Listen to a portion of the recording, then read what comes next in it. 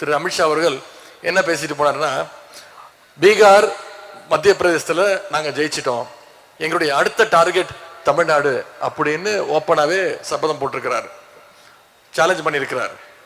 யார் வேணா டார்கெட் வைக்கலாம், யார் வேணா இலக்கு வைக்கலாம், ஆனால் தேர்தல் வந்தால் மக்களுடைய அன்பை பெற்று மக்களுடைய வாக்குகளை பெற்று வென்று காட்டப் போவது திராவிட முன்னேற்ற கழகத்துடைய உடன்பிறப்புகள் நீங்க தான். நம்முடைய திராவிட முன்னேற்ற கழக கூட்டணி தான் நிச்சயம் வர்ற சட்டமன்ற தேர்தலில் வெற்றியை பெறப்போகுது. தமிழ்நாட்டு மக்கள் ரொம்ப ரொம்ப தெளிவா இருப்பாங்க. பாசிச பாஜகவையும் அடிமை அதிமுகவையும் நிச்சயம் மொத்தமா மீண்டும் நிராகரிக்கத்தான் போறாங்க.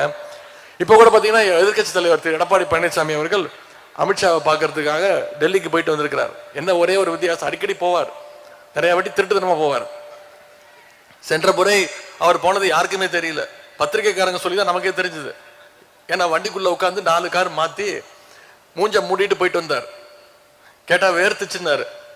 ஆனா இந்த முறை சொல்லிட்டு போறார், பத்திரிகைக்காரங்களாம் அழைச்சிட்டு இந்த மாதிரி பாருங்க, போன வாட்டி மாதிரி பண்ணிடாதீங்க, என்ன அசிங்கப்படுத்தாதீங்க, உங்ககிட்ட சொல்லிட்டே போறேன் அப்படின்னு இந்த முறை சொல்லிட்டு போயிருக்கிறார்.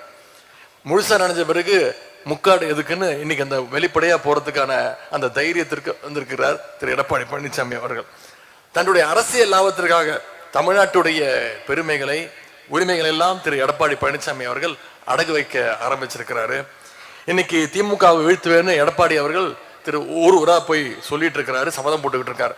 திமுகவை அழிப்பென்னு புறப்பட்டவன் தான் அழிஞ்சு போயிருக்காங்களே தவிர திமுகவை தொட்டு பார்க்கறது கூட இன்னும் வரைக்கும் யாரும் கிளம்பி வர முடியாது. இன்னைக்கு பழைய அடிமைகள் புதிய அடிமைகளும் சேர்ந்து வருவாங்க. இவங்களை எல்லாம் களத்தில் எதிர்கொள்வதற்கு நாம தயாராக இருக்க வேண்டும். 4.5 வருஷத்துல ஆட்சியுடைய சாதனைகள் நிச்சயம் தலைவர் அவர்கள் அடிக்கடி குறிப்பிடுவார். தமிழ்நாட்டில் இருக்கக்கூடிய ஒவ்வொரு வீட்டிலையும் குறைந்தது ஒருத்தராவது நம்முடைய திட்டத்தின் மூலம் பயன்பெற்றிருப்பாங்க. அவங்களுக்கு நம்முடைய ஆட்சியுடைய திட்டங்களை பத்தி போய் நினைவுபடுத்துங்க. மீண்டும் திராவிட முன்னேற்ற கழகம் ஆட்சி அமைக்க போவது உறுதி.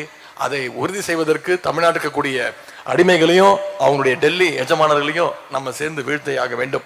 எனவே வர இருக்கின்ற தேர்தல் மிக மிக முக்கியமான தேர்தல். நம்முடைய கைகளில் இன்னொரு 90 நாட்கள் தான் இருக்குது.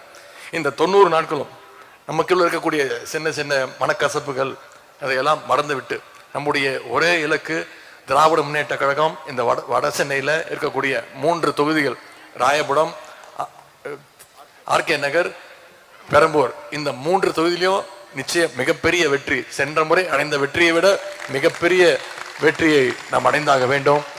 கழகம் 7வது முறையாக ஆட்சி அமைக்க வேண்டும். நம்முடைய தலைவர் அவர்கள் தொடர்ந்து 2வது முறையாக முதலமைச்சர் நாற்காலியில் உட்காரணும்னா இங்க வந்திருக்கக்கூடிய நிர்வாகிகள் நீங்க அத்தனை பேரும் அடுத்த 90 நாட்கள் களத்தில் இறங்கி நம்முடைய பிரச்சாரத்தை மக்களிடத்தில் எடுத்து செல்ல வேண்டும் என்று கேட்டுக்கொண்டு ஆர்டி சேகரன் அவர்களுக்கு மீண்டும் இப்படி ஒரு சிறப்பான நிகழ்ச்சியை அமைத்து எனக்கு உங்களிடத்திலே உரையாற்றுவதற்கு வாய்ப்பளித்து உங்களோடு சேர்ந்து இந்த தமிழர் திருநாள் பொங்கலை கொண்டாடுவதற்கான வாய்ப்பளித்ததற்கு மீண்டும் அவருக்கு என்னுடைய நன்றியை சொல்லி வந்திருக்கக்கூடிய அத்தனை பேருக்கும் மீண்டும் என்னுடைய பொங்கல் வாழ்த்துக்களை கூறி விடைபெறுகின்றேன். நன்றி, வணக்கம்.